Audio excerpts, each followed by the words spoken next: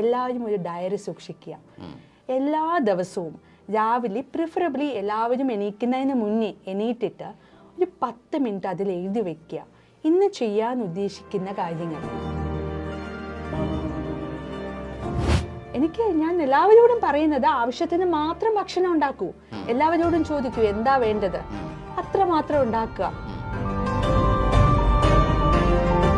എല്ലാ സ്ത്രീകളും എല്ലാ മാസവും അവരുടെ ബ്രസ്റ്റ് സ്തനകൾ സ്വയം പരിശോധന നടത്തേണ്ടത് അത്യാവശ്യമാണ്. പ്രാരംഭഘട്ടത്തിൽ തന്നെ കണ്ടുപിടിച്ചാൽ പൂർണ്ണമായിട്ടും ചികിത്സിച്ച് ഭേദമാക്കാൻ കഴിയുന്ന ഒന്നാണ് സ്തനാർബുദം.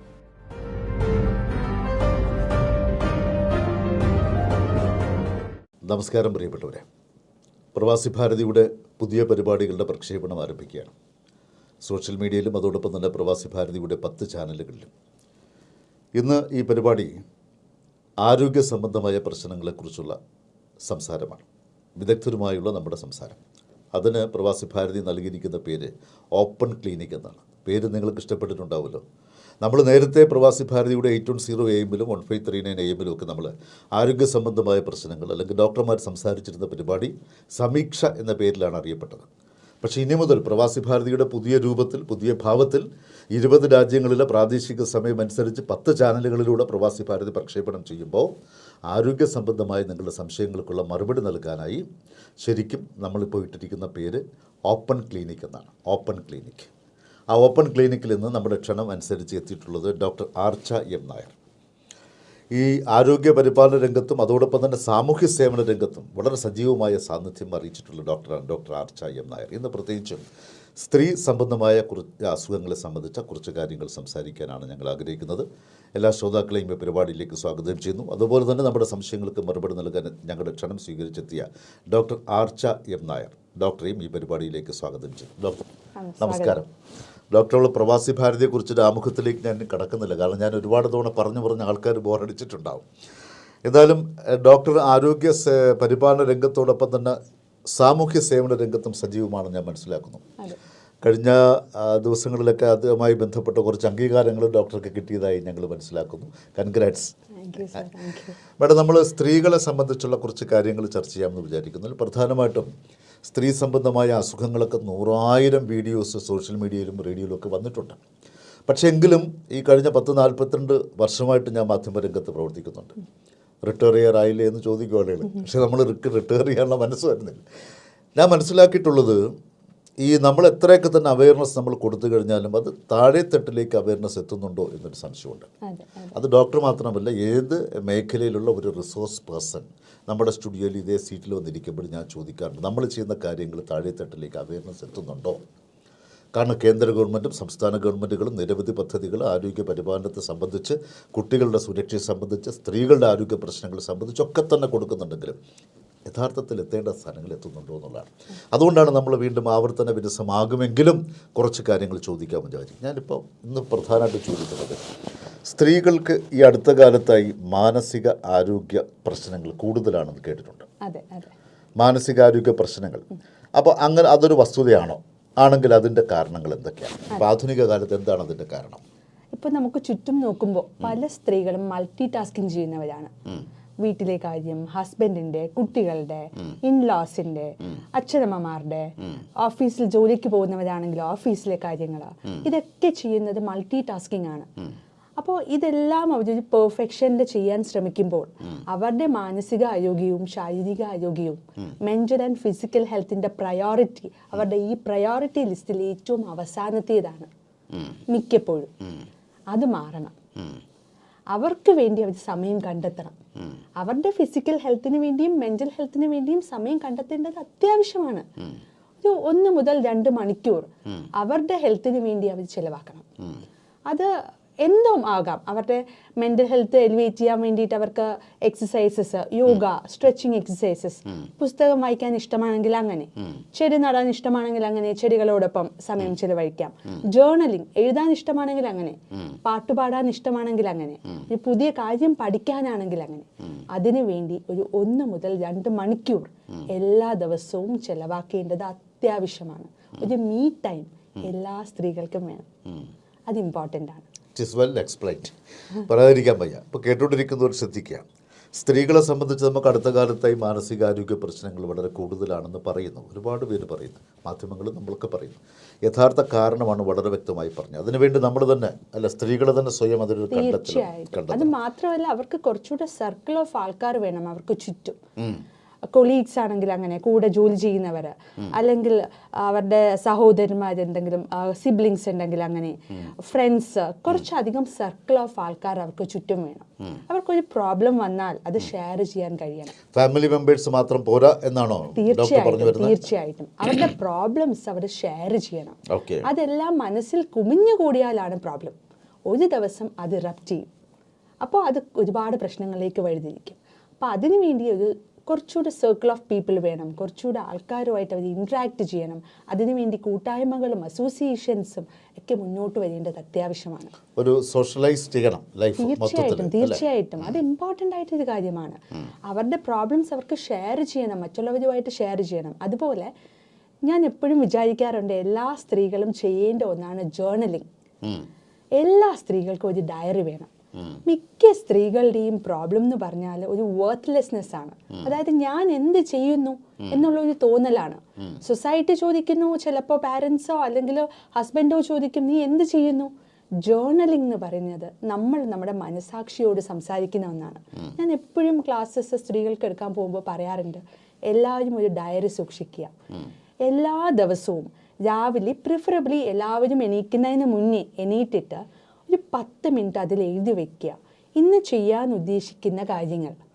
അത് പച്ചക്കറി വാങ്ങിക്കുന്നതാണെങ്കിൽ അങ്ങനെ, വീട്ടിൽ കറികൾ ഉണ്ടാക്കുന്ന എന്താണെന്നുള്ളതാണെങ്കിൽ അങ്ങനെ, കുട്ടികളുടെ ട്യൂഷൻ്റെ കാര്യം, പഠനകാര്യം, ഹസ്ബൻഡിൻ്റെതാകാം, അവരുടെ ഹെൽത്തിൻ്റെ ആവാം, അല്ലെങ്കിൽ നമ്മൾ ഇന്ന് ഹെൽത്ത് ചെക്കപ്പിൻ്റെ ടൈം ആയിട്ടുണ്ടെങ്കിൽ ഇന്ന് ബ്ലഡ് ടെസ്റ്റ് ഞാൻ ചെയ്യണം, ഞാൻ ഇന്ന് എങ്ങനെയൊക്കെ പെരുമാറണം മറ്റുള്ളവരുടെ അടുത്ത്. ഒരു സെൽഫ് അനലൈസേഷൻ വേണം.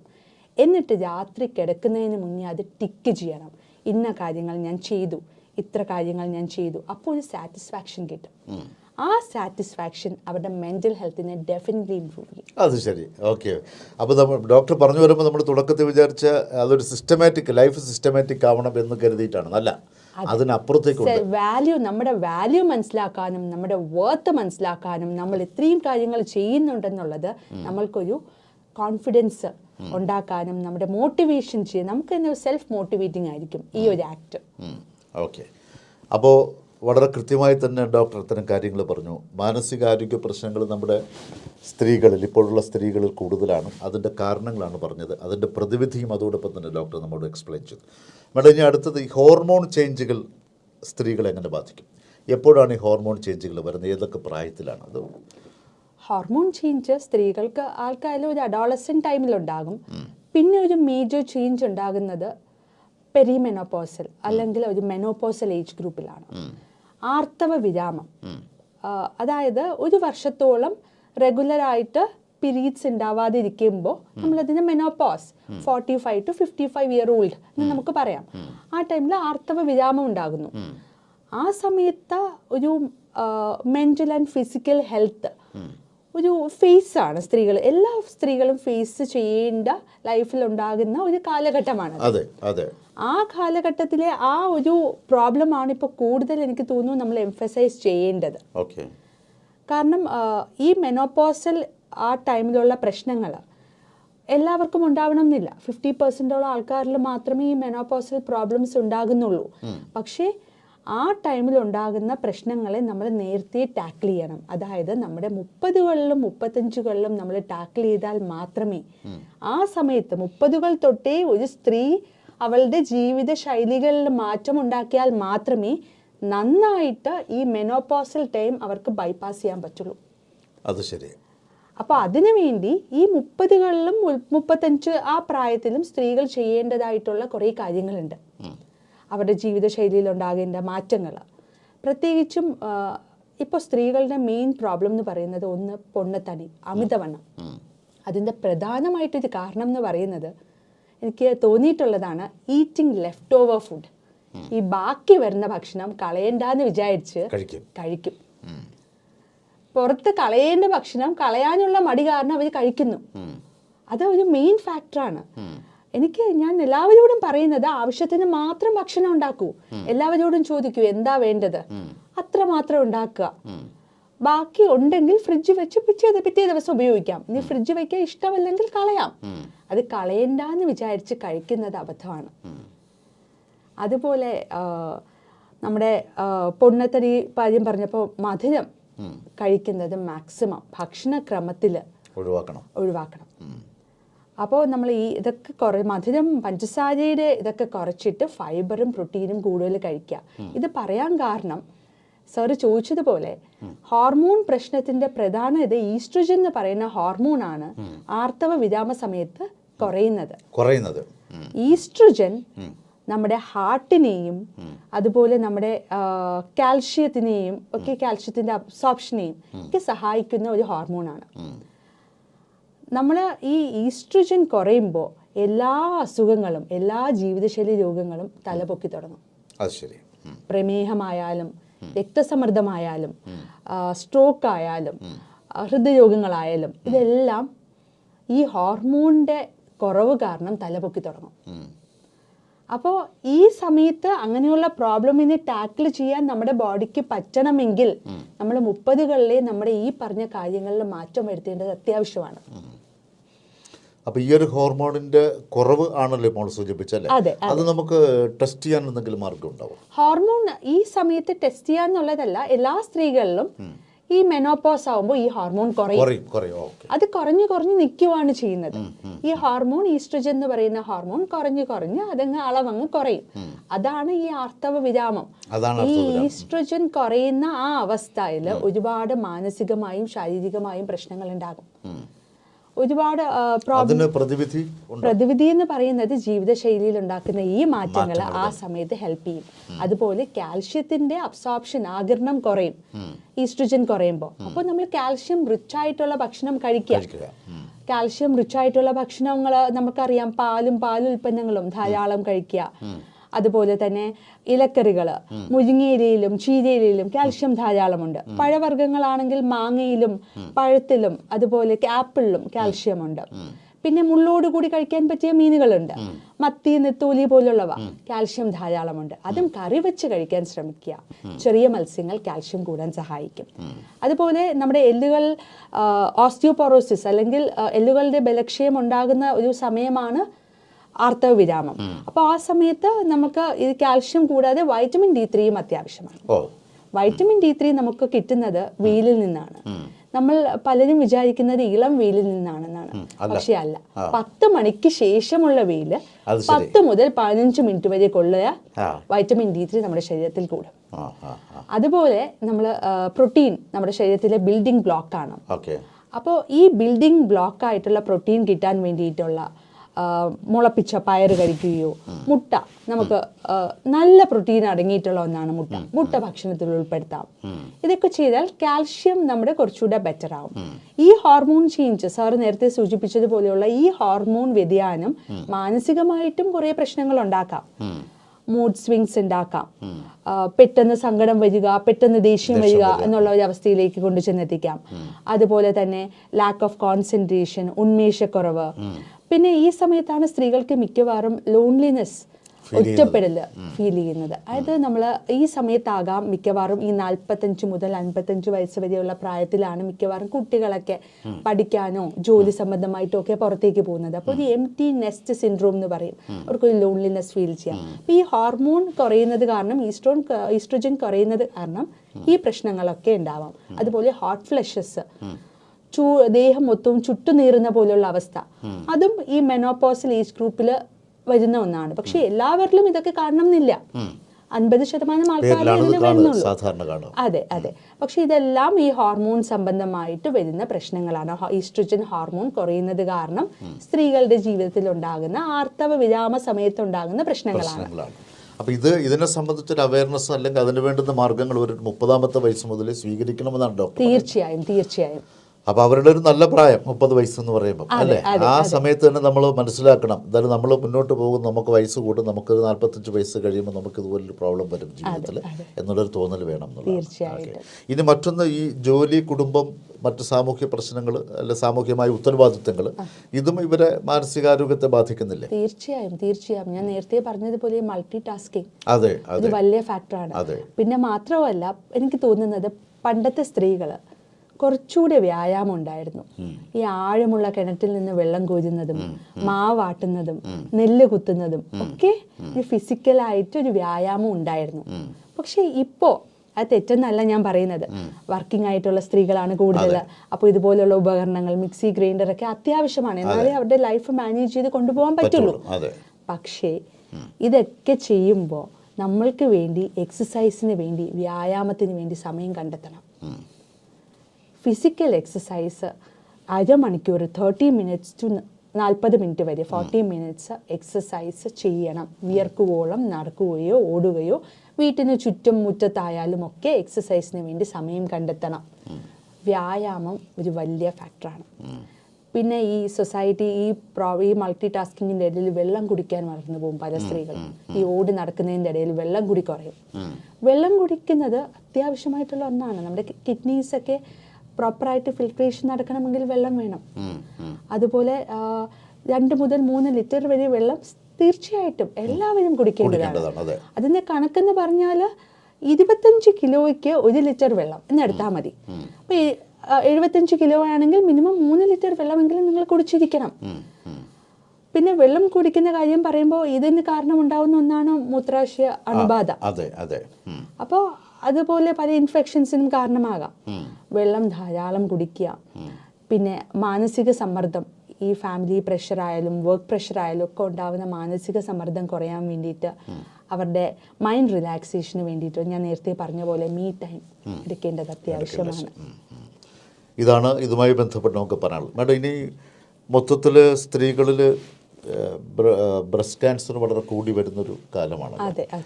അപ്പോൾ അത് സംബന്ധിച്ച് നമുക്ക് എന്താണ് അവയർനെസ് കൊടുക്കാൻ പറ്റുക? അതായത് എത്ര വയസ്സ് മുതലുള്ള സ്ത്രീകൾ ഇത്തരം കാര്യങ്ങൾ ശ്രദ്ധിക്കണം, ഇതിൻ്റെ ആദ്യകാല ലക്ഷണങ്ങൾ തുടങ്ങിയത് നമുക്കൊന്ന് പറഞ്ഞാൽ നന്നായിരിക്കും. അതെ, എല്ലാ സ്ത്രീകളും എല്ലാ മാസവും അവരുടെ ബ്രസ്റ്റ്, സ്തനകൾ സ്വയം പരിശോധന നടത്തേണ്ടത് അത്യാവശ്യമാണ്.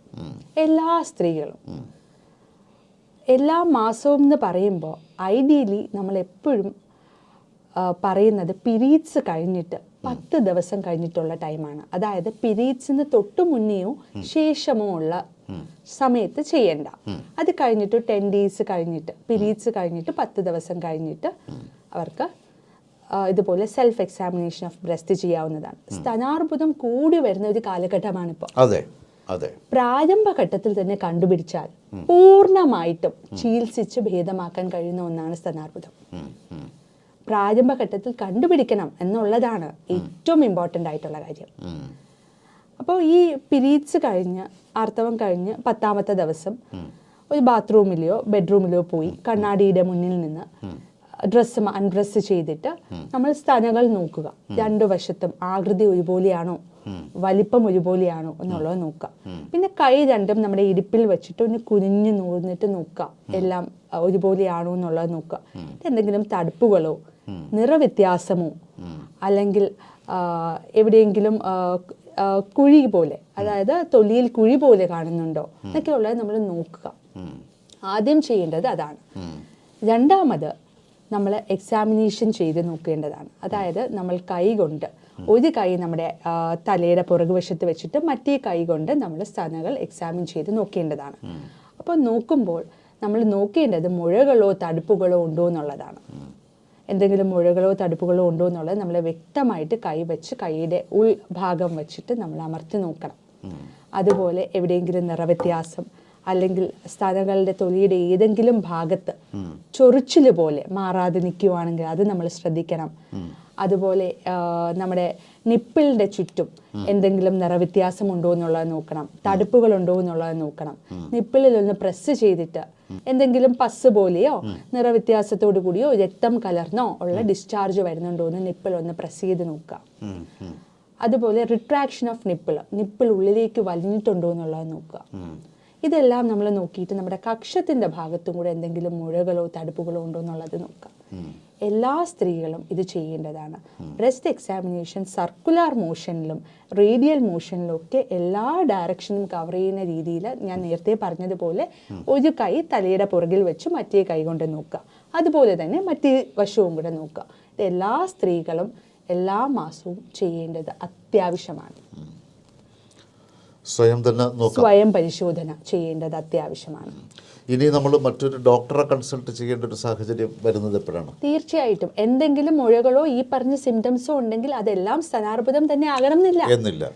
ഫൈബ്രോ അഡിനോമ, ഫൈബ്രോ അഡിനോസിസ്, അങ്ങനെ വേറെ കണ്ടീഷൻസ് ഉണ്ട്. അതെല്ലാം ഈ ബ്രസ്റ്റ് ക്യാൻസർ അല്ല, സ്തനാർബുദമല്ല. പക്ഷേ ഇതൊന്നും സ്തനാർബുദം അല്ലെന്ന് ഡോക്ടറെ കണ്ട് ഉറപ്പാക്കണം. ഡോക്ടർ നിങ്ങൾ ഇങ്ങനെ കണ്ടാൽ ഡോക്ടറെ അടുത്ത് ചെല്ലുമ്പോൾ ഡോക്ടർ ഒന്നും കൂടെ പരിശോധന നടത്തും, ക്ലിനിക്കൽ എക്സാമിനേഷൻ ചെയ്യും. എന്നിട്ട് ആവശ്യമുണ്ടെങ്കിൽ FNAC നമ്മൾ കുത്തിയെടുത്ത് പരിശോധന ചെയ്യും, അല്ലെങ്കിൽ ബയോപ്സി ഒക്കെ നമ്മൾ ചെയ്യുന്നതാണ്. അല്ലെങ്കിൽ നമുക്ക് മാമോഗ്രാം എന്ന് പറഞ്ഞാൽ റേഡിയേഷൻ കുറഞ്ഞ ഒരു എക്സ്റേ എന്ന് പറയാം. അപ്പോൾ അതിൽ നമുക്ക് വ്യക്തമായിട്ട് അറിയാൻ കഴിയും. സ്കാനിങ്ങും വേണമെങ്കിൽ ചെയ്യാം. മാമോഗ്രാം കുറച്ചുകൂടെ. പക്ഷെ നേരത്തെ പറഞ്ഞ എന്തെങ്കിലും ലക്ഷണങ്ങൾ ഉണ്ടെങ്കിൽ മാത്രം മാമോഗ്രാം ചെയ്താൽ മതിയോ? അത് കമ്പൽസറി എല്ലാവരും ചെയ്യേണ്ട കാര്യം? 40 കഴിഞ്ഞ എല്ലാ സ്ത്രീകളും ഒരു 2-3 വർഷം കൂടുമ്പോൾ വേണമെങ്കിൽ ചെയ്യാം. ഇൻ കേസ് ഇതുപോലെ ജനറ്റിക് ഹിസ്റ്ററി ഉണ്ടെങ്കിൽ അവരൊക്കെ മസ്റ്റായിട്ട് ചെയ്യണം. അമ്മയ്ക്കോ അല്ലെങ്കിൽ അമ്മയുടെ ഫാമിലിയിലോ ക്ലോസ് അച്ഛൻ്റെ ഫാമിലിയിലോ ഒക്കെ ആർക്കെങ്കിലും ഒക്കെ ബ്രസ്റ്റ് ക്യാൻസർ ഉണ്ടെങ്കിൽ, കാരണം സ്തനാർബുദത്തിന് ഒരു ജനറ്റിക് പ്രീഡിസ്പോസിഷൻ ഉണ്ട്. അപ്പോൾ അങ്ങനെയുള്ളവർ കുറച്ചധികം ശ്രദ്ധിക്കേണ്ടിയിരിക്കുന്നു. അത് നിങ്ങൾക്ക് മനസ്സിലായി കാണുമെന്ന് വിചാരിക്കുന്നു. പാരമ്പര്യമായിട്ട് ഒരു സാധ്യത കൂടുതലാണ് സ്തനാർബുദത്തിന്. അതുകൊണ്ടാണ് നമ്മുടെ തലമുറയിൽപ്പെട്ട ആർക്കെങ്കിലും ഉണ്ടെങ്കിൽ നമ്മളൊരു തീർച്ചയായിട്ടും ഒരു ടെസ്റ്റ് നടത്തണമെന്ന് പറഞ്ഞു. ഈ മാമോഗ്രാമിന് നമ്മൾ നിർദ്ദേശിക്കുന്ന 40 വയസ്സ് കഴിഞ്ഞ് എല്ലാവരും 3 വർഷത്തിലൊരിക്കലെങ്കിലും ചെയ്യാം. ഇതുപോലെ ജനറ്റിക് ഹിസ്റ്ററി ഉണ്ടെങ്കിൽ അത് പ്രത്യേകം ശ്രദ്ധിക്കണം. പിന്നെ സെൽഫ് എക്സാമിനേഷൻ ചെയ്യുമ്പോൾ തന്നെ എന്തെങ്കിലും ഉണ്ടെങ്കിൽ നമുക്ക് നേരത്തെ അറിയാൻ കഴിയും. ഓക്കെ. ആ വാസ്തവത്തിൽ self examination is very important. അത് എല്ലാ സ്ത്രീകളും എല്ലാ മാസവും ചെയ്യണം എന്നുള്ളതാണ്. നമ്മൾ നമ്മുടെ ശരീരത്തെ അറിയണം എന്നുള്ളതാണ് എല്ലാവരും. അതെ. ഇത് പല ഡോക്ടർമാരും പല മീഡിയയിലുള്ള ഡോക്ടേഴ്സുമായിട്ടുള്ള ഇൻ്റർവ്യൂ ഒക്കെ വരുമ്പോഴെല്ലാം നമ്മളിത് കേട്ടിട്ടുണ്ട്, മാഡം പറഞ്ഞത്. പക്ഷേ ജനങ്ങളെല്ലാവരും ഇത് അവെയർ ആണോ? നമ്മൾ എത്ര പറഞ്ഞിട്ടും ഇപ്പോൾ എനിക്ക് തോന്നുന്നു ഒരുപാട് കാര്യങ്ങൾ മാറി വരുന്നുണ്ടല്ലേ. ഒരുപാട് പേർക്ക് അതിനെക്കുറിച്ചുള്ള അവയർനെസ് കിട്ടിയിട്ടുണ്ട്. കാരണം നമ്മുടെ എല്ലാവരുടെയും മിക്കവരുടെയും, എല്ലാവരും എന്ന് പറയുന്നില്ല, നമുക്ക് പരിചയമുള്ള ആർക്കെങ്കിലും ഒക്കെ സ്തനാർബുദം ഉണ്ടാകും. അത്രയും കേസസ് കൂടിക്കൊണ്ടിരിക്കുന്ന സാഹചര്യമാണ്. അപ്പോൾ എല്ലാ സ്ത്രീകളും പണ്ടൊക്കെ പുറത്ത് പറയാൻ എല്ലാവർക്കും വൈഷമ്യമാണ് എന്തെങ്കിലും ബുദ്ധിമുട്ടുകളുണ്ടെങ്കിൽ. ഇപ്പോൾ കുറച്ചുകൂടെ എല്ലാ സ്ത്രീകളും ബോധവാന്മാരാണ് അവരുടെ ശരീരത്തെക്കുറിച്ചും ആരോഗ്യത്തെക്കുറിച്ചും ഒക്കെ. വളരെ നല്ല കാര്യമാണ്. അതെ, തീർച്ചയായിട്ടും. ഇപ്പോൾ നമ്മൾ സംസാരിച്ചു വന്നത് ബ്രസ്റ്റ് ക്യാൻസറിനെ കുറിച്ചാണ്. നമുക്കിനി ഈ സെർവിക്കൽ ക്യാൻസർ അല്ലെങ്കിൽ ഗർഭാശയ ക്യാൻസർ, അതിൻ്റെ സാധ്യതയും കൂടി വരുന്നുണ്ടല്ലോ അല്ലേ? സാധ്യത മീൻസ് ആൾക്കാരിൽ ഇത് കൂടി വരുന്നുണ്ടല്ലോ. അതിനെക്കുറിച്ച് എങ്ങനെയാണ് അത് കണ്ടുപിടിക്കുന്നത്? അതിൻ്റെ സിംറ്റംസ് എങ്ങനെയാണ്? സെർവൈക്കൽ ക്യാൻസർ എന്ന് പറയുന്നത് നമ്മുടെ ഗർഭാശയം, യൂട്രസിൻ്റെ ആദ്യത്തെ ഭാഗം എന്ന് പറയാം. അല്ലെങ്കിൽ യൂട്രസിൻ്റെയും വെജിനെയും കണക്ട് ചെയ്യുന്ന ഒരു ഇതാണ് സെർവിക്സ്. അവിടെ ഉണ്ടാകുന്ന ക്യാൻസറാണ് സെർവൈക്കൽ ക്യാൻസർ. സെർവൈക്കൽ ക്യാൻസർ ഉണ്ടാക്കുന്നത് HPV virus, human papilloma virus ആണ്. ഈ ഹ്യൂമൻ പാപ്പിലോമ വൈറസിന്റെ ഇൻഫെക്ഷനാണ് സെർവൈക്കൽ ക്യാൻസർ ഉണ്ടാക്കുന്നത്. ലൈംഗിക ബന്ധത്തിലൂടെയാണ് ഇത് പടരുന്നത്. മിക്ക സ്ത്രീകളിലും HPV ഇൻഫെക്ഷൻ ഉണ്ടാകും, പക്ഷെ എല്ലാവരിലും അത് ക്യാൻസറസ് ആകണം എന്നില്ല. 80% ആൾക്കാരിലും നമ്മുടെ ബോഡിയിൽ ഉണ്ടാകുന്ന ഇമ്മ്യൂണിറ്റി ഫൈറ്റ് ചെയ്യുന്നുണ്ട്. പക്ഷെ 20% ആൾക്കാരിൽ ഈ വൈറസ് അവരുടെ ശരീരത്തിൽ നിൽക്കുകയും ക്രമേണ അത് ക്യാൻസറിലോട്ട് നയിക്കുകയും ചെയ്യുന്നു. അതായത് ഏറ്റവും കൂടുതൽ ഈ ഇൻഫെക്ഷൻ വരാൻ സാധ്യത 20കളിലും 30കളിലും ഇടയിലാണ്. ഇൻഫെക്ഷൻ വരാൻ സാധ്യത. ക്യാൻസറസ് ആകുന്നത് 45 വയസ്സിന് ശേഷമാണ്. 45 വയസ്സിന് ആർത്തവ വിരാമത്തിന് ആ സമയത്താണ് ഇത് ക്യാൻസറസ് ആകുന്നത്. അതായത് പ്രീ ക്യാൻസറസ് ഫേസ് ഒരു 10 മുതൽ 15 വർഷം വരെ ഉണ്ടെന്നുള്ളതാണ്. അപ്പം നേരത്തെ കണ്ടുപിടിക്കാം. സ്ക്രീനിങ് ടെസ്റ്റായ പാപ്സ്മിയർ പോലുള്ള ടെസ്റ്റുകൾ വഴി വെജീനിൽ നിന്ന് നമ്മൾ സാമ്പിൾ എടുത്ത് പെത്തോളജിക്കൽ ടെസ്റ്റിന് വിധേയമാക്കുന്നു. അതുവഴി നമുക്കത് ക്യാൻസറസ് ആവാൻ സാധ്യതയുണ്ടോ എന്നുള്ളത് നോക്കുന്നു. അപ്പോൾ ഈ സ്ക്രീനിങ് ടെസ്റ്റിലൂടെ നമുക്ക് ക്യാൻസറസ് ആകുന്നതിന് മുന്നേ തന്നെ നമുക്ക് തിരിച്ചറിയാൻ കഴിയും എന്നുള്ളതാണ്. ഏറ്റവും നമുക്കത് ഏറ്റവും നല്ലതല്ലാത്ത കാര്യം സെർവൈക്കൽ ക്യാൻസർ നമുക്ക് പ്രാരംഭഘട്ടത്തിൽ അങ്ങനെ സിംറ്റംസ് ഒന്നും കാണിക്കില്ല, ലേറ്റർ സ്റ്റേജസിലേ കാണിക്കുള്ളൂ. അതുകൊണ്ടാണ് നമ്മൾ 35 വയസ്സിന് ശേഷമുള്ള സ്ത്രീകൾ പാപ്സ്മിയർ എടുക്കണം എന്ന് പറയുന്നത്. 3 വർഷത്തിൽ ഒരിക്കലെങ്കിലും പാപ്സ്മിയർ എന്ന് പറയുന്ന സ്ക്രീനിങ് ടെസ്റ്റ് എടുത്ത് സെർവൈക്കൽ ക്യാൻസർ വരാൻ ഉള്ള സാധ്യതയുണ്ടോ എന്നുള്ളത് നോക്കേണ്ടത് അത്യാവശ്യമാണ്. അപ്പോൾ പ്രത്യേകിച്ചും നമ്മൾ പറയുന്നത് സുരക്ഷിതമല്ലാത്ത ലൈംഗിക ബന്ധത്തിൽ ഏർപ്പെടുന്നവർ, അല്ലെങ്കിൽ ബോഡിയിൽ ഇമ്മ്യൂണിറ്റി പ്രതിരോധ ശക്തി കുറവുള്ളവർ, അതായത് HIV സിഫിലിസ് പോലെ അസുഖമുള്ളവർ, നേരത്തെ തന്നെ ശാരീരിക ബന്ധത്തിൽ ഏർപ്പെടുന്നവർ, മൾട്ടിപ്പിൾ സെക്ഷൽ പാർട്ട്നേഴ്സ് ഉള്ളവർ, ഇവരൊക്കെയാണ് നമ്മൾ അത് മെയിനായിട്ട് ഇവരെയാണ് നമ്മൾ പ്രത്യേകം പറയുന്നത്, ഇവരെന്തായാലും ചെയ്യണം എന്നുള്ളത്. അപ്പോൾ അത് ഇപ്പോൾ കൂടി വരുന്ന സാഹചര്യമാണ് സെർവൈക്കൽ ക്യാൻസറും. അതെ അതെ. പക്ഷെ നമുക്ക് ഇപ്പോൾ HPV വാക്സിനേഷൻ അവൈലബിൾ ആണ്. അത് ശരി. നമുക്ക് 11 വയസ്സ് മുതലുള്ള പെൺകുട്ടികൾക്ക് 26 വയസ്സ് വരെയുള്ള പെൺകുട്ടികൾക്ക് HPV വാക്സിനേഷൻ എടുത്താൽ ഓൾമോസ്റ്റ് 100% പ്രൊട്ടക്ഷൻ എന്നാണ് പറയുന്നത്. അതെ. ഇപ്പോൾ HPV വാക്സിനേഷൻ എനിക്ക് തോന്നുന്നു കേരളത്തിലും 2-3 ദിവസം മുന്നേ ഹയർ സെക്കൻഡറി സ്റ്റുഡൻസിൽ അത് ഇൻകോർപ്പറേറ്റ് ചെയ്ത് തുടങ്ങിയിട്ടുണ്ട് സ്കൂളുകളിൽ. കണ്ണൂർ എനിക്ക് തോന്നുന്നു കഴിഞ്ഞ ആഴ്ച എന്തോ അത് ഇൻകോർപ്പറേറ്റ് ചെയ്ത് തുടങ്ങിയിട്ടുണ്ട് +1 +2 പെൺകുട്ടികൾക്ക്. 11 മുതൽ 26 വയസ്സ് വരെയാണ് വാക്സിൻ എടുക്കേണ്ട സമയം. 26 എടുക്കാം, 45 വയസ്സ് വരെ എടുക്കാം, പക്ഷെ ഇത്രയും പ്രൊട്ടക്ഷൻ കിട്ടില്ല എന്നുള്ളതേ ഉള്ളൂ. അപ്പോൾ ഈ HPV വാക്സിനേഷനെ കുറിച്ചും സ്ത്രീകൾ അറിയേണ്ടത് അത്യാവശ്യമാണ്. പെൺകുട്ടികളും സ്ത്രീകളും അതൊക്കെ അറിയേണ്ടത് അത്യാവശ്യമാണ്. അതെ അതെ അതെ അതെ അതെ തീർച്ചയായിട്ടും. അപ്പൊ അങ്ങനെ ഒരു വാക്സിൻ വാസ്തവത്തിൽ അത് കമ്പൽസറി അല്ല, അറിയാവുന്നവർ എടുക്കുന്നു എന്നുള്ളതാണ്. ഉടനെ അത് വാക്സിനേഷൻ ഷെഡ്യൂളിൽ ഉൾപ്പെടുത്തും എന്നാണ് നമ്മുടെ സ്റ്റേറ്റിൽ നമ്മുടെ വാക്സിനേഷൻ അതിന്റെ ഭാഗമായിട്ടായിരിക്കുമല്ലോ ഇപ്പൊ സ്കൂളിൽ ഇങ്ങനെ വന്നത്. അതെ അതെ അതെ. ഇനി ഇത് പ്രതിരോധിക്കാൻ വേറെ മാർഗം എന്തെങ്കിലും ഉണ്ടോ? ഈ സർവിക്കൽ ക്യാൻസർ പ്രതിരോധിക്കാൻ വേറെ എന്തെങ്കിലും മാർഗങ്ങൾ? പ്രതിരോധിക്കാൻ എന്നുള്ളതല്ല, ഈ പറഞ്ഞ പോലെ സ്ക്രീനിങ് ടെസ്റ്റ്, പാപ്സ്മിയർ ചെയ്യാം. പാപ്സ്മിയർ കൂടാതെ HPV വൈറസ് DNA ടെസ്റ്റ്, അതാണെങ്കിൽ 5 വർഷത്തിലൊരിക്കൽ ചെയ്താൽ മതി. പിന്നെ അതുപോലെ ലേറ്റർ ആയിട്ടാണ് ഇതിന്റെ സിംറ്റംസ് വരുന്നത്. സെർവൈക്കൽ ക്യാൻസറിന്റെ സിംറ്റംസ് ലേറ്റ് ആയിട്ടാണ് പ്രസന്റ് ചെയ്യുന്നത്. ഇത് ലക്ഷണങ്ങൾ എന്ന് പറയുന്നത് പ്രത്യേകിച്ച് സ്ത്രീകളിൽ വെള്ളപ്പോക്ക് ഉണ്ടാവാറുണ്ട്. ഈ വെള്ളപ്പോക്കിന്റെ ദുർഗന്ധത്തോടു കൂടിയും അല്ലെങ്കിൽ രക്തം കലർന്നുമൊക്കെ വെള്ളപ്പോക്ക് പോയാൽ അത് നമ്മൾ സംശയിക്കേണ്ടിയിരിക്കുന്നു, ഡോക്ടറെ കാണണം. അതുപോലെ സ്ത്രീകളിൽ രക്തസ്രാവം, യോനി ഭാഗത്ത് നിന്ന് രക്തസ്രാവം ഉണ്ടാകാം. അത് 3 ടൈപ്പ് എന്ന് പറയാം. ഇത് ഒന്ന് ഇന്റർമെൻസ്ട്രൽ, അതായത് 2 പീരീഡ്സിന്റെ ഇടയിൽ രക്തസ്രാവം പീരീഡ്സ് ഉണ്ടാവുന്നു, ഇന്റർമെൻസ്ട്രൽ ബ്ലീഡിങ്. അതാണെങ്കിൽ നമ്മൾ ശ്രദ്ധിക്കണം. അല്ലെങ്കിൽ ആർത്തവ വിരാമത്തിന് ശേഷം ബ്ലീഡിങ് ഉണ്ടാകുന്നു, അബ്നോർമൽ യൂട്രീൻ ബ്ലീഡിങ്, നമ്മൾ ശ്രദ്ധിക്കണം. മൂന്നാമത്തേതായിട്ടുള്ളത് പോസ്റ്റ് കോയിറ്റൽ ബ്ലീഡിങ്, ലൈംഗിക ബന്ധത്തിന് ശേഷം ഉണ്ടാകുന്ന ബ്ലീഡിങ്. ഇതൊക്കെ ഉണ്ടെങ്കിൽ തീർച്ചയായിട്ടും ഡോക്ടറെ കാണിക്കണം. പിന്നെ മറ്റ് ക്യാൻസറിൽ എന്ന പോലെ വിശപ്പില്ലായ്മ, അമിതമായിട്ടുള്ള ക്ഷീണം, പെട്ടെന്നുണ്ടാകുന്ന വെയിറ്റ് ലോസ്, ഇതൊക്കെ നമ്മൾ ഉണ്ടെങ്കിൽ തീർച്ചയായിട്ടും ഡോക്ടറെ കാണിക്കണം. ഇത് എല്ലാ സ്ത്രീകളും ഇതിനെക്കുറിച്ചൊക്കെ ബോധവാന്മാരായിരിക്കണം എന്നുള്ളതാണ്. അതെ അതെ അതെ അതെ. പ്രത്യേകിച്ചും ഇപ്പോൾ HPV ഇതിന്റെ തന്നെ വാക്സിനേഷന്റെ കാര്യം അധികം പേർക്ക് അറിയില്ല. അതെ അതെ. ഗവൺമെന്റിന്റെ ഭാഗത്തുനിന്ന് കോളേജുകൾ സ്കൂളുകളിൽ വന്നിട്ടുണ്ട്, പക്ഷെ എന്നാലും എനിക്ക് തോന്നുന്നില്ല അത്രത്തോളം പോപ്പുലർ ആയിട്ടുണ്ടെന്ന് ഇത്തരത്തിലുള്ള വാക്സിൻ. ഇതിപ്പോ റീസെന്റ് ആയിട്ട് വന്നതായിരിക്കും. അതെ, ഇപ്പൊ കഴിഞ്ഞ ആഴ്ചയാണ് കണ്ണൂർ ഈ ഒരു ലോഞ്ച് നടന്നത്. ഹയർ സെക്കൻഡറി സ്കൂളിലെ +1 +2 കുട്ടികൾക്ക്, പെൺകുട്ടികൾക്ക് HPV വാക്സിൻ കൊടുത്തു കഴിഞ്ഞു. ഉടനെ തന്നെ എനിക്ക് തോന്നുന്നു വാക്സിനേഷൻ ഷെഡ്യൂളിലും ഇത് വരും. അതോടുകൂടി കുറച്ചുകൂടി നമ്മൾ സെക്യൂർ ആയിട്ട് മാറുകയാണ്. മേഡം, നമ്മളിനിപ്പോൾ ഒരു 45 കഴിഞ്ഞ ഒരു സ്ത്രീകളെല്ലാം ആക്കിക്കൊണ്ട് ഈ മെനോപോസ് വരുമ്പോൾ, അല്ലെങ്കിൽ എല്ലാ സ്ത്രീകളുടെയും ജീവിത രീതിയിൽ അത് വരും, അവരുടെ ജീവിതഘട്ടത്തിൽ അത് വരും. അവർ ആ സമയത്ത് ശ്രദ്ധിക്കേണ്ട പ്രത്യേകിച്ച് എന്തെങ്കിലും കാര്യങ്ങളുണ്ടോ? മെനോപോസൽ ഘട്ടത്തിൽ ഈ പറഞ്ഞതുപോലെ എല്ലുകൾക്ക് ബലക്ഷയമുണ്ടാകും, ഓസ്റ്റിയോപോറോസിസ് ഉണ്ടാകാൻ സാധ്യതയുള്ളത്. ചെറുതായിട്ടൊന്ന് തട്ടുമ്പോൾ തന്നെ എല്ല് പൊട്ടുന്ന അവസ്ഥയാണ് പല സ്ത്രീകൾക്കും. അപ്പോൾ അതിന് വേണ്ടിയിട്ട് ഞാൻ പറഞ്ഞതുപോലെ കാൽഷ്യം അടങ്ങിയ ഭക്ഷണങ്ങൾ കഴിക്കുക, വൈറ്റമിൻ D3 ഉൾപ്പെടുത്തുക, നല്ല ഒരു ഭക്ഷണ ക്രമം വേണം. മധുരമൊക്കെ കുറച്ച്, പ്രോട്ടീൻ നന്നായിട്ട് എടുത്ത്, ഫൈബർ കണ്ടന്റ് ഉൾപ്പെടുത്തി, ഈ പ്രോസസ്ഡും ജങ്ക് ഫുഡ്സും എണ്ണയിൽ വറുത്തതും പൊടിച്ചതുമായിട്ടുള്ളതൊക്കെ കുറച്ച് നല്ലൊരു ഭക്ഷണക്രമം, കൂടുതലും സീസണൽ ഫുഡ് ഉൾപ്പെടുത്തുക. ഇപ്പോൾ ഷീമച്ചക്കയുടെ ടൈം ആണെങ്കിൽ അതുകൊണ്ടുള്ള കറികളോ ഒക്കെ ഉണ്ടാക്കിയാൽ കുറച്ചുകൂടി നല്ലതാണ്. ചക്കയുടെ സീസൺ ആണെങ്കിൽ അത് വെച്ചുള്ളത് ഉണ്ടാക്കാം. അപ്പോൾ അതൊക്കെ ആവുമ്പോൾ നമുക്ക് ഈ പുറത്തുനിന്നൊക്കെയുള്ള പച്ചക്കറികൾ, ചിലപ്പോൾ പെസ്റ്റിസൈഡ്സ് ഒക്കെ അടിച്ചിട്ടുള്ള പച്ചക്കറികളാണെങ്കിൽ അതിൻ്റെയൊക്കെ ഉപയോഗം കുറയ്ക്കാൻ പറ്റും. സ്ത്രീകൾ വിചാരിച്ചാൽ, സ്ത്രീകൾ എന്ന് പറയുന്നില്ല, സ്ത്രീകൾ മാത്രമല്ല കുക്ക് ചെയ്യുന്ന, പുരുഷന്മാരും കുക്ക് ചെയ്യുന്നുണ്ട്. ആരാണോ കുക്ക് ചെയ്യുന്നത് ഈ സീസണൽ ആയിട്ടുള്ളത് അല്ലെങ്കിൽ നാട്ടിൽ നമുക്ക് സുലഭമായി കിട്ടുന്ന ഭക്ഷണങ്ങൾ, അതായത് പച്ചക്കറികളാണെങ്കിലും ഫ്രൂട്ട്സ് ആണെങ്കിലും കൂടുതൽ ഉൾപ്പെടുത്തിയാൽ പുറത്തുനിന്നുള്ള നമുക്ക് ഈ പറഞ്ഞ പെസ്റ്റിസൈഡ്സ് അടിച്ചതാകാം അതുപോലുള്ള പച്ചക്കറികളും ഫ്രൂട്ട്സിൻ്റെയൊക്കെ ഉപയോഗം കുറയ്ക്കാൻ കഴിയും. വെള്ളം ധാരാളം കുടിക്കണം എന്നുള്ളതാണ്.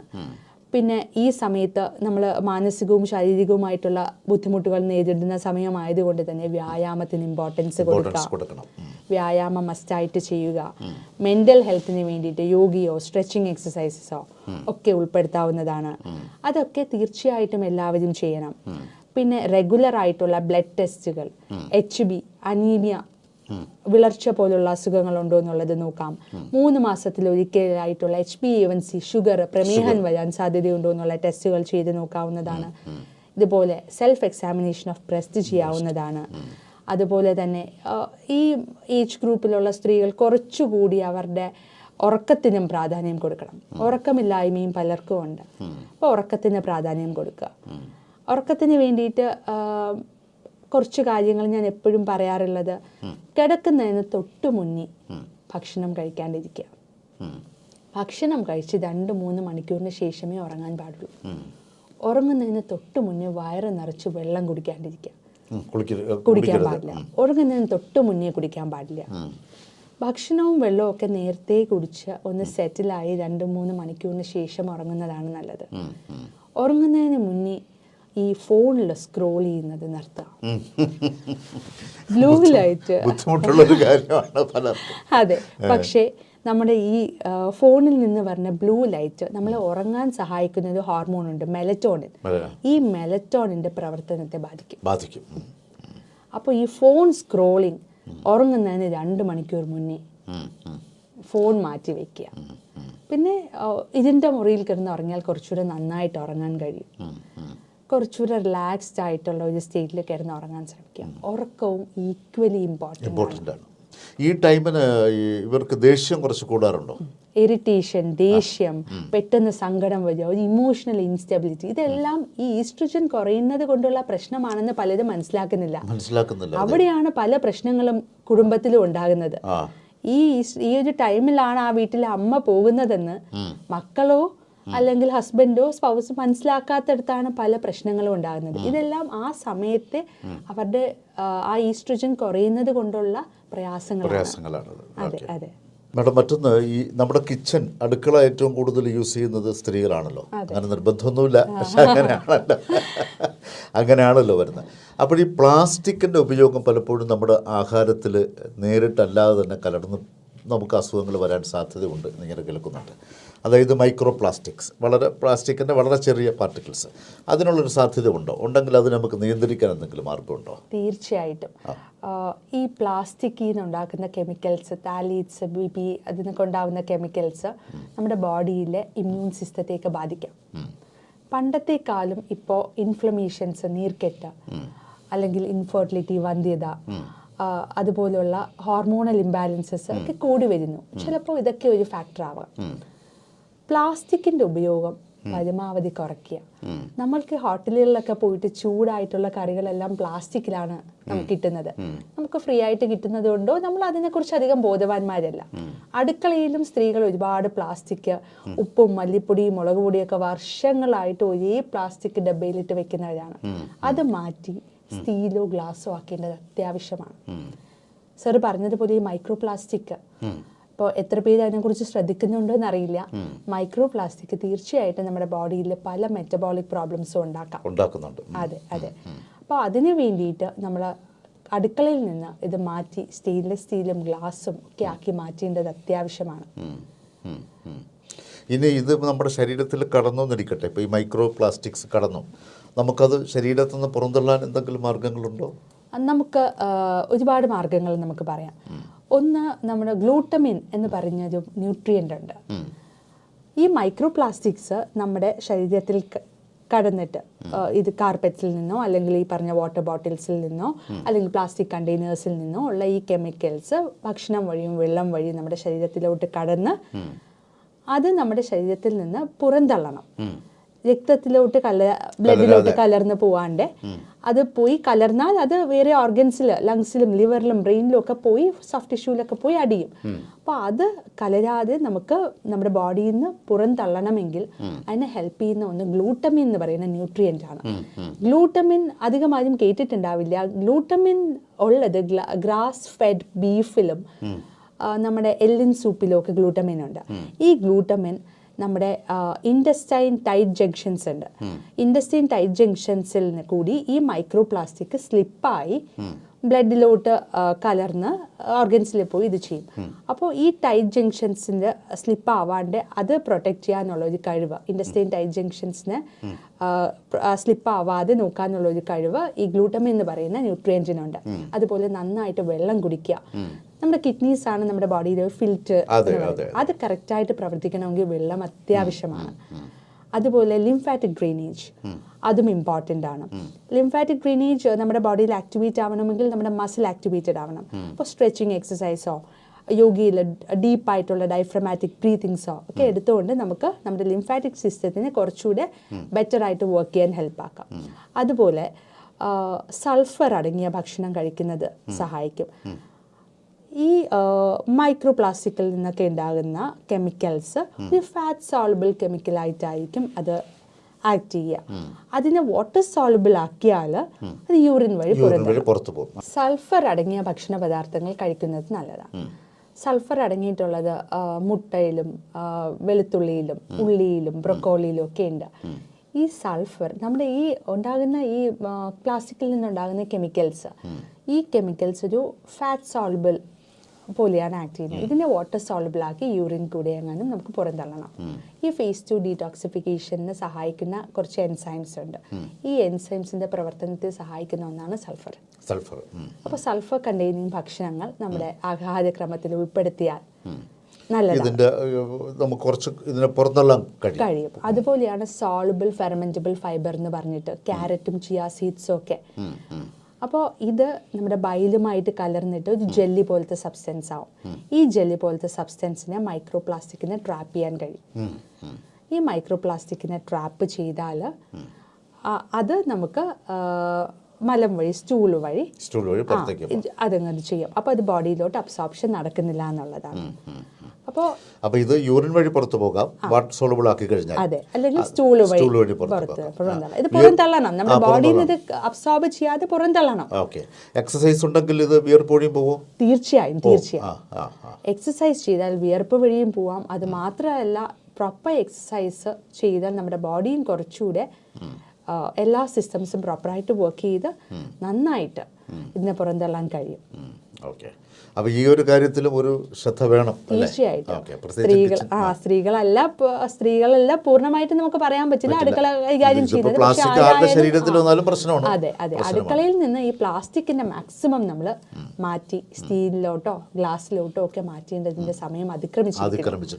ആ ഒരു സന്ദേശം കൂടി നൽകാനാണ്. ഇത് സ്ത്രീകളുടെ ഉത്തരവാദിത്തമാണെന്ന് വരുത്തി തീർക്കാനല്ല.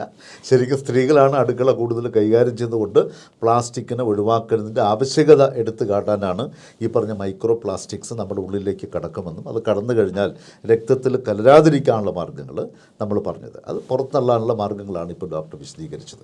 എന്തായാലും ആരോഗ്യ സംബന്ധമായ നിരവധി കാര്യങ്ങൾ നമ്മൾ ഇന്നിപ്പോൾ ചർച്ച ചെയ്തു എന്നാണ് നമ്മൾ മനസ്സിലാക്കുന്നത്. അപ്പോൾ മൊത്തത്തിൽ സ്ത്രീകൾ ശ്രദ്ധിക്കേണ്ട കാര്യങ്ങൾ, അവരുടെ ചെറിയ പ്രായം മുതൽ ഏകദേശം 45 മിനിറ്റിൽ അവരുടെ ജീവിതത്തിൻ്റെ ഒരു ഘട്ടം കഴിയുന്നത് വരെ ശ്രദ്ധിക്കേണ്ട കാര്യങ്ങളൊക്കെ മാഡം ആർച്ച വളരെ കൃത്യമായി തന്നെ നമ്മോട് പ്രതിപാദിച്ചു.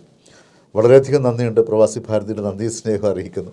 നമ്മുടെ റേഡിയോ ഇപ്പോൾ ഒരു സ്ഥലത്തല്ല കേൾക്കുന്നത്, ഇറ്റ് ഈസ് ബേസ്ഡ് ഓൺ ഇൻ്റർനെറ്റാണ്. നേരത്തെ ഇതൊരു ടെറസ്ട്രിയൽ റേഡിയോ ആയിരുന്നു, ഭൂതല പ്രക്ഷേപണം എന്ന് പറയും. ഇപ്പോൾ ഭൂതലമൊന്നുമില്ല, ലോകത്ത് ഭൂതലമെല്ലാം തീർന്നുകൊണ്ട് വരികയാണ്. So it is available in as per we are broadcasting as per the local timings of 20 countries. അപ്പോൾ എല്ലാ ഭാഗത്തുള്ള മലയാളികൾ ഇത് കേട്ടുകൊണ്ടിരിക്കുകയാണ്. മറ്റൊരു വിഷയത്തെക്കുറിച്ച് നമുക്ക് വീണ്ടും സംസാരിക്കാം. ഡോക്ടർ, ഞങ്ങളുടെ ക്ഷണം സ്വീകരിച്ചെത്തിയ ഡോക്ടർ ആർച്ച എം നായർ, പ്രവാസി ഭാരതിയുടെ നന്ദി സ്നേഹം അറിയിക്കുന്നു. നമസ്കാരം.